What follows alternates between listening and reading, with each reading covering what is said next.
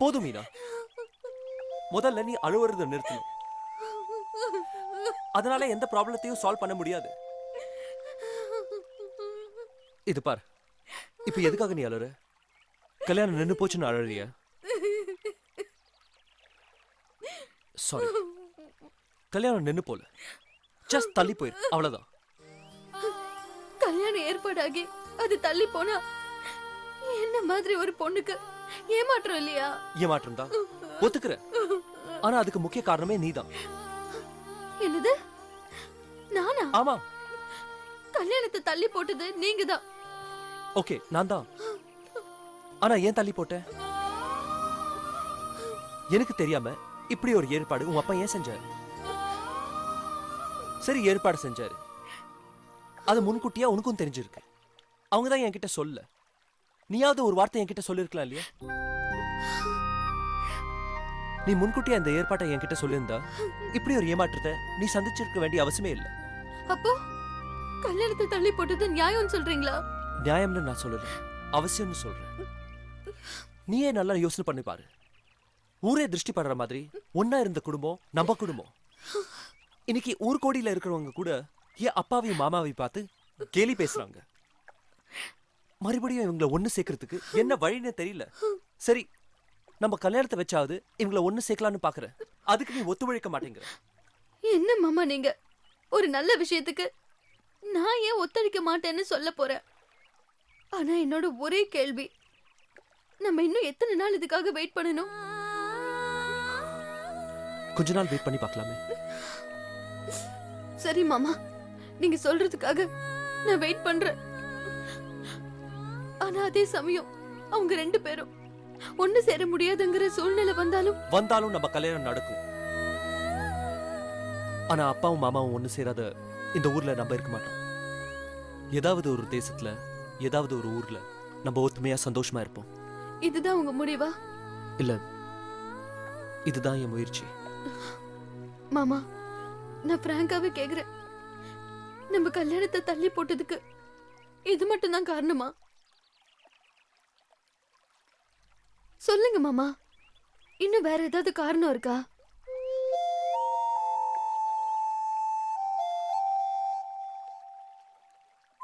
இருக்கு மீனா. என்ன காரணம்? தெரிஞ்சோ தெரியாமலோ நான் சில பேரோட வாழ்க்கையில சம்பந்தப்பட்டுட்டேன். அவங்களோட நல்லது கெட்டது எல்லாமே என்ன நம்பிதான் இருக்கு. கூடி சீக்கிரம் அதுக்கெல்லாம் ஒரு முடிவு ஏற்படுத்தி வச்சுட்டு நானே உன்னை தேடி வந்து உன்னை மனைவியை ஏத்துக்கிறேன். உங்க வாழ்க்கையில சம்பந்தப்பட்டவங்கன்னு சொல்றீங்களே, அவங்கள யார் மாமா?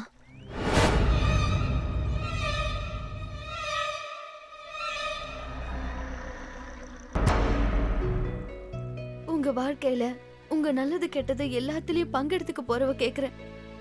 தயவு செஞ்சு அவங்க எல்லாம் யாருன்னு என்கிட்ட சொல்லுங்க. சாரி மீனா, எல்லா சமயத்திலையும் எல்லார்கிட்டையும் எல்லா விஷயத்தையும் சொல்றது நல்லதில்ல. நேரம் வரப்போ நானே சொல்றேன். இது பார் மீனா, உனக்கு நான், எனக்கு நீனு பிறந்தவங்க நாம. கூடி சீக்கிரமே கல்யாணம் நமக்கு நடக்கதான் போகுது. அது வரைக்கும் நீ மனசை தளர விடாம நம்பிக்கையோட காத்துக்கிட்டு இருக்கணும். என்ன?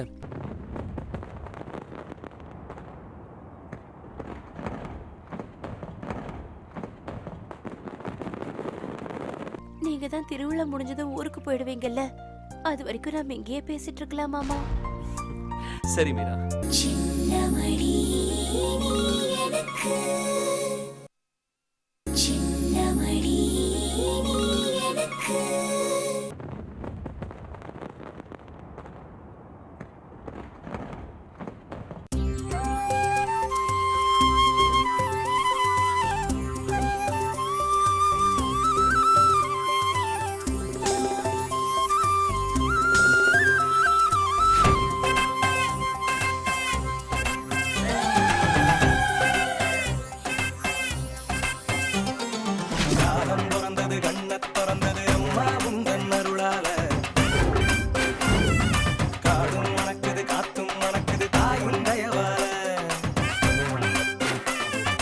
காலம் பிறந்தது, கண்ண திறந்தது அம்மா உந்தன்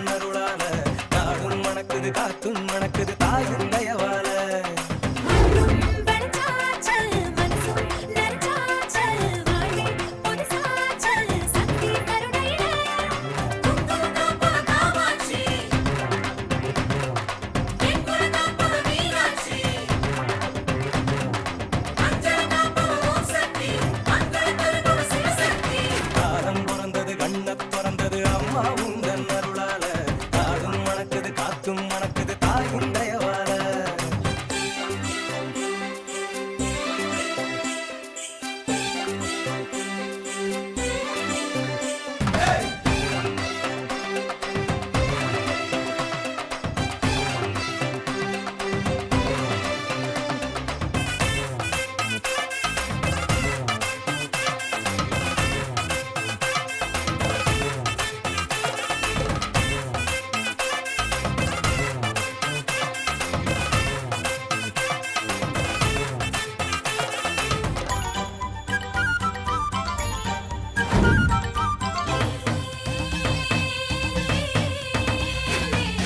ஊருக்கு சோறுட்டி கூடுக்கு காத்திருக்கு அகிலாண்ட அன்னபூரணி சூளத்தை கையில ஏந்தி தீனிகளை வேறறுப்பா சிங்கார சிம்மவாகினி வட்ட வட்ட பொட்டுக்காரி பாசமுள்ள அன்பு தாயே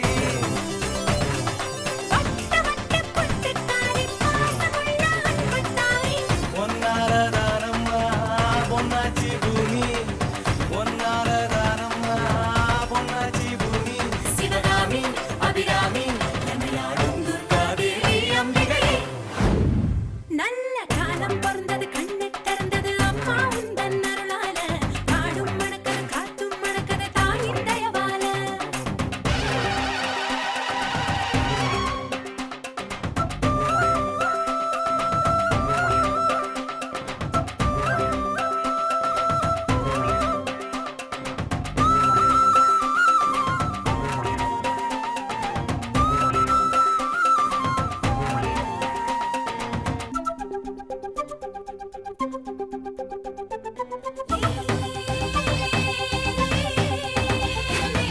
வேப்பால வீடு கட்டி பாப்பால மாலையிட்டு விடுதீர்க்கும் வேதநாயகி ஆகாய பந்தலிட்டு பூலோக பம்பர சுத்தம் பிரம்மாண்ட ஆதிசங்கரி தண்டமிழும் கண்டு மாறி உடுத்த முத்தம் முத்து மாறி கண்ட துள்ளும் தண்டும் மாறி உடுக்க பொங்கும் முட்டும் மாறி ஊரெல்லாம் நலமாக நீ காக்க வேணும் ஊரெல்லாம் நலமாக நீ காக்க வேணும் திருசூலி மகமாயி உன்னையா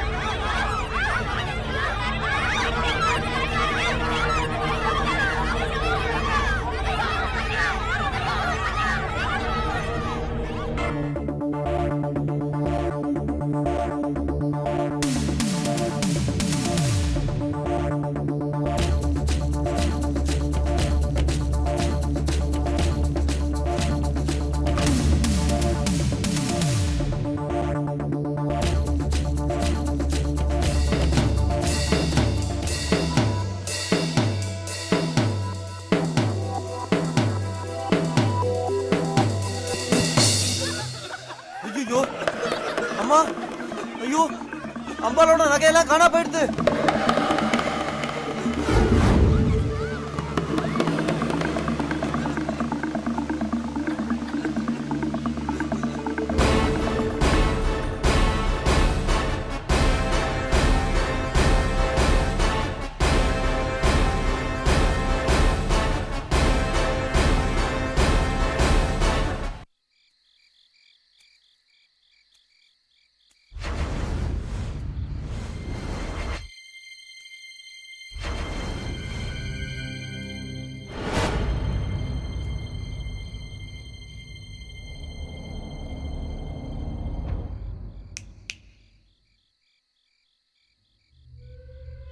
தேவராஜ் ஆள் தானே?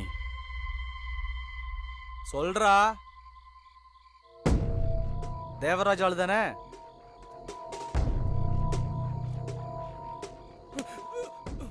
கோயில் நகையை கொள்ளடிக்க தானே வந்த? சொல்லு, சொல்றா, சொல்லு. கோயில் நகையை கொள்ளடிக்க தானே வந்த? சொல்லு. தண்ணி தண்ணி தண்ணி வேணுமா? தண்ணி குடி குடி குடிடா, குடி. நான் இங்க வந்து எத்தனை நாளா காத்துக்கிட்டு இருக்கேன் தெரியுமாடா உனக்கு? நான் இருக்கும்போது உன் தேவாவால ஒண்ணும் பண்ண முடியாதுடா. மரியாதையா சொல்லு, தேவா எங்க? தேவா எங்க? சொல்லு, தேவா எங்கடா?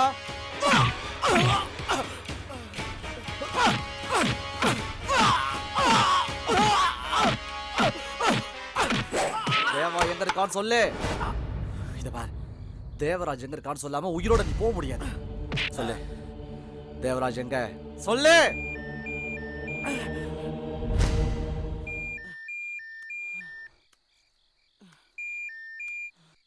ஹலோ ராதாகிருஷ்ணன், நான் செந்தில் பேசுறேன். சொல்லுங்க செந்தில். நீ புடிச்சு வச்சிருக்கியே, யார் அது? அவன் தேவராஜ் ஆளுதான். ஆனா வாயை திறக்க மாட்டேங்கிறான். அவன் வாயை திறக்கிற வரைக்கும் வெளியில விட்டுறாத. அது எப்படி விடுவேன்? இவனை வச்சு தான் தேவராஜ் கூட்டத்தை அடக்க போறேன். அதனால உன் பிளான் ஒன்றும் அப்செட் இல்லையே? அப்செட் தான், என்ன பண்றது? சரி, இப்போ என்ன பண்ண போற? அடுத்த சந்தர்ப்பம் அமையிற வரைக்கும் காத்துக்கிட்டு இருப்பேன். ஒருவேளை லேட் ஆச்சுன்னா? சந்தர்ப்பத்தை உருவாக்குவேன்.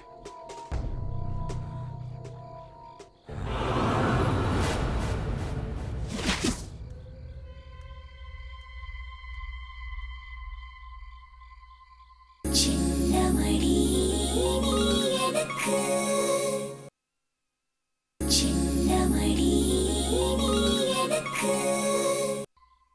யோ யோ யோ யோ யோ, நீங்க அத்தனை பேரும் பொறுப்பு இல்லாம நடந்திருக்கீங்களேயா? கொலை பண்ணது எவ்வளவு வேலை போச்சு தெரியுமா? அதுக்கு விலை மதிப்பே கிடையாதுயா.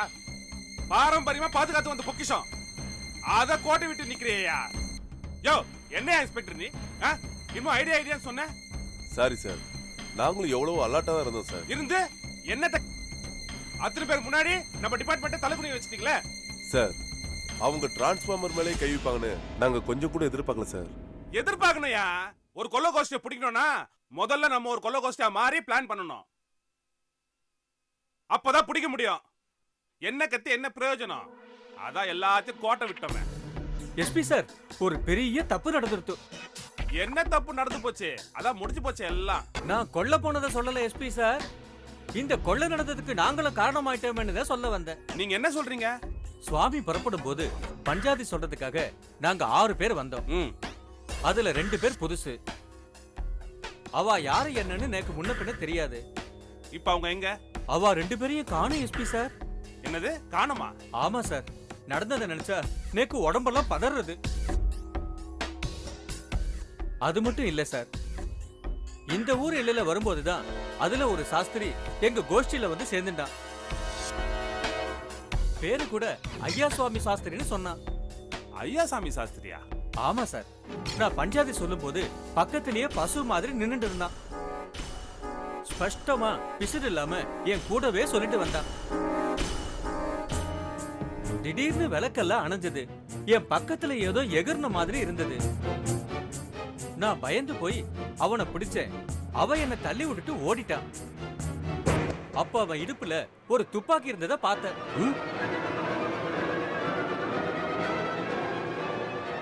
அதை நினைச்சாலே எனக்கு அடிவயிறெல்லாம் கலங்குறது சார். பாத்தீங்களாயா? கண்ணுக்குள்ள விளக்கண்ணையை விட்டு கண்காணிக்கும் போதே பூத்துருக்கானுங்க. எனக்கு என்னமோ அவன் தான் மெயின் கல்பிரிட்டா இருப்பானு தோணுது. ஐயரு கூட்டு போய் வேற ஏதாவது இன்ஃபர்மேஷன் கிடைக்குதான்னு பாருங்க. ஓகே சார், வாங்க சாமி. சரி. என்ன பாக்குறீங்க? கிளியர் பண்ணுங்க.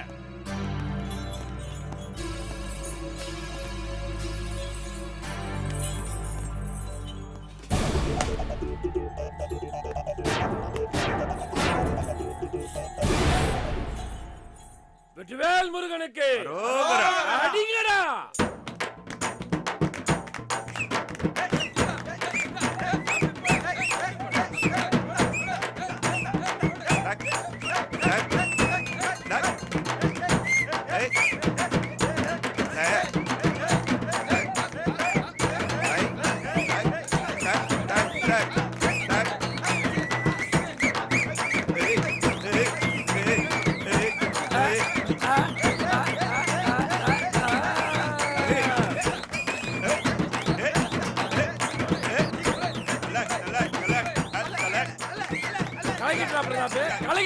ஆமா, சொன்ன மாதிரியே காரியத்தை சாதிச்சிட்ட.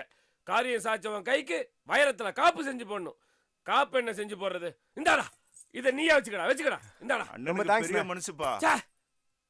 ஒரு வைரத்தை பார்த்தா என் கண்ணை பறிக்குது, இன்னொரு வைரத்தை பார்த்தா என் நெஞ்சா பறிக்குது, மொத்த நகையும் பார்த்தா என் உயிரே பறிக்குதுடா. டேய் சொல்றா, யாரா உலகத்துல பெரிய பணக்காரன்? இப்போ ராக் பெல்லர்னா போந்தட்ட நீ சொல்றா.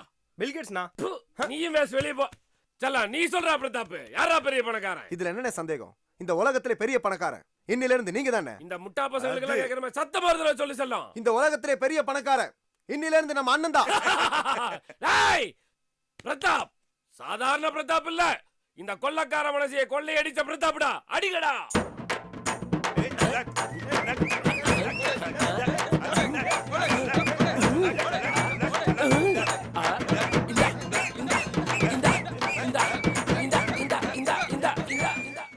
ஓகே ஓகே, நான் சொன்னதை ஃபாலோ பண்ணுங்க சார். ஐயா கண்ணை முடிச்சிட்டாரு, வந்து பாருங்க சார்.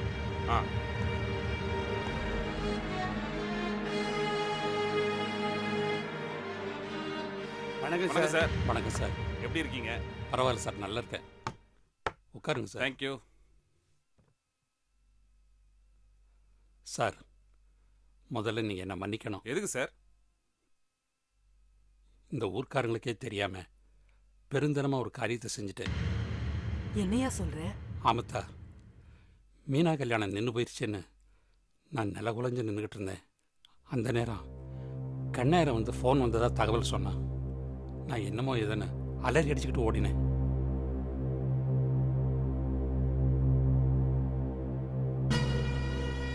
ஃபோனில் யாருன்னு தெரியல, தெய்வ வாக்கு மாதிரி அசரீரியாக பேசினாங்க. இன்னைக்கு நடக்க போகிற சிம்மவாகன ஊர்வலத்தில் அம்மனுக்கு போட்டிருக்கிற அத்தனை நகையும் கொள்ளையடிக்க ஒரு கும்பல் திட்டம் போட்டுக்கிறதா சொன்னாங்க.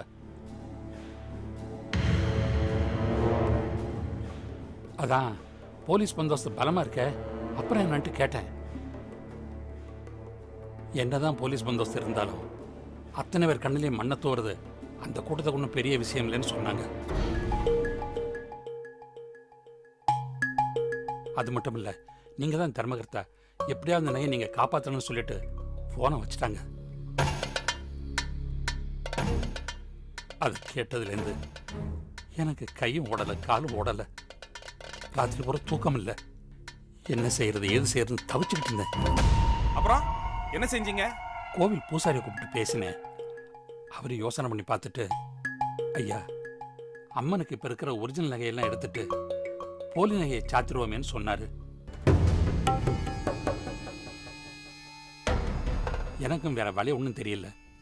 பூசாரி சொன்ன மாதிரி அம்மனோட ஒரிஜினல் நகையெல்லாம் எங்கள் வீட்டில் கொண்டு வச்சுட்டு போலி நகையை செஞ்சு அம்மனுக்கு சாத்திட்டோம்.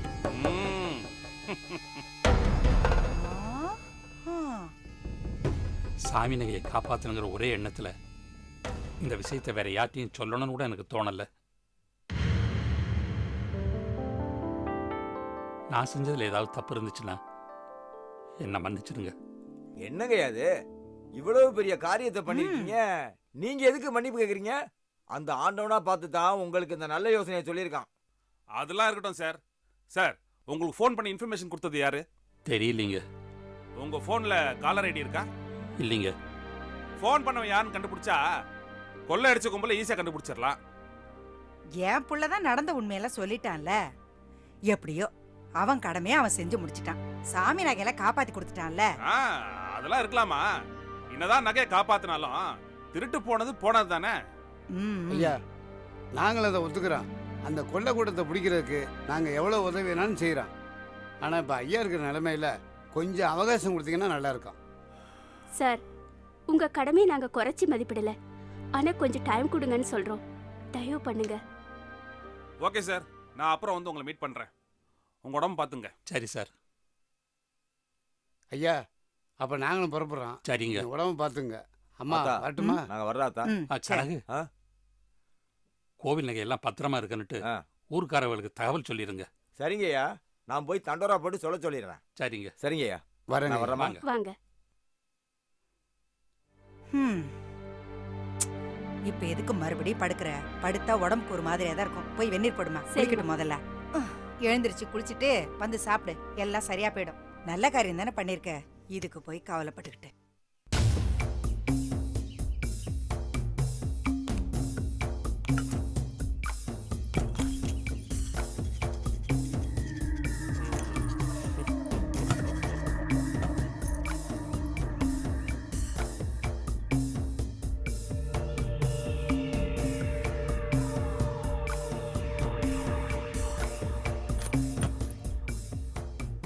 ஐயா, நாம ஏமாந்துட்டோம் போல இருக்கு.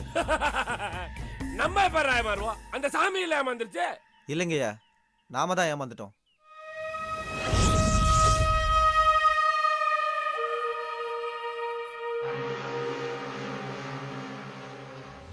ஒரு தடவைக்கு 4 தடவை பார்த்துட்டேங்கய்யா. இது எல்லாமே பித்தளை தான். அத்தனை பித்தளையா? ஆமாங்க. அப்ப அந்த வைரம்? இது எல்லாமே கண்ணாடி சில்லுங்க.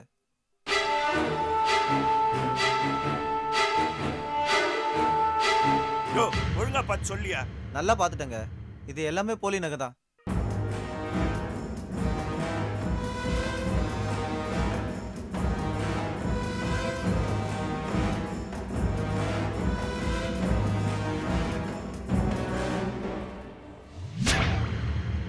அண்ணா, ஒருவேளை சாமி நம்மளை ஏமாத்திருச்சானே? சாமி ஏமாத்திருச்சா இல்ல நீ ஏமாத்திரியா? அண்ணா, ஊருக்கே ஆப்பு வைக்கிறோம்டா இந்த தேவராஜ். எனக்கே நீ ஆப்பு வைக்கிறியா? அடிங்க. அண்ணா, நான் ஒண்ணும் பண்ணலண்ணா. இந்த தப்பு எப்படி நடந்ததுன்னு தெரியலண்ணா. சாமி சத்தியமா சொல்றேன், நான் எந்த துரோகம் பண்ணலண்ணா. அட பாவி, அந்த சாமி அம்போன்னு முச்சந்தில நிறுத்திட்டு இப்ப அந்த சாமி மேலே சத்தியம் பண்றியா? பக்கா கிரிமினல் இவன். ஒண்ணு இவங்கிட்ட இருந்து உண்மை வெளியே வரணும், இல்ல உசுறு வெளியே வரணும். நான் பாத்துக்கிறேன். அண்ணா, அண்ணா, நான் எந்த தப்பு பண்ணலண்ணா.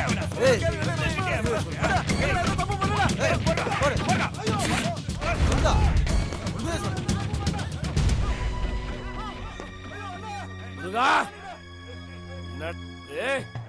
உன் பக்தனுக்கு வந்த சோதனை